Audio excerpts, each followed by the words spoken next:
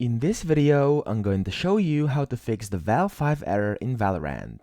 So if you're getting the VAL or VAL5 error in Valorant, this will probably fix it, okay? I mean, hopefully.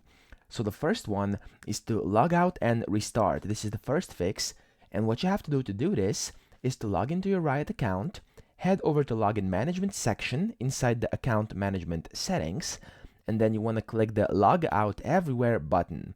Now after this, you want to restart the Riot client and your PC, and then try launching Valorant yet again. You will then have to, of course, log in and see if that fixes the issue.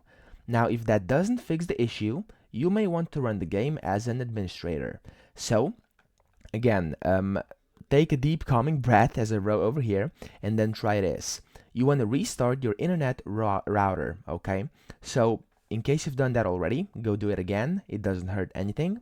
And then once that's done, you want to right click on the Valorant game icon and select Run as Administrator, okay?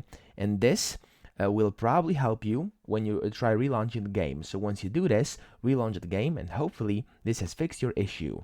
Now in case this doesn't work, go to the next fix, okay?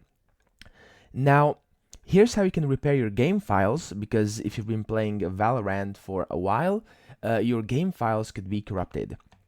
What you want to do is launch the Riot client, and then you want to click your profile icon in the top right corner.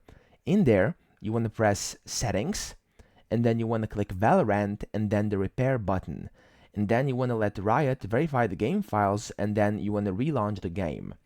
And now, final step, in case that doesn't work, you want to reinstall, close, and update. So basically, you want to close down Valorant and update the game in case it's not up to date. But if it's up to date already, you want to simply delete it completely from your computer and then reinstall both the Riot client and the Valorant game itself. And hopefully, one of these has solved your issue.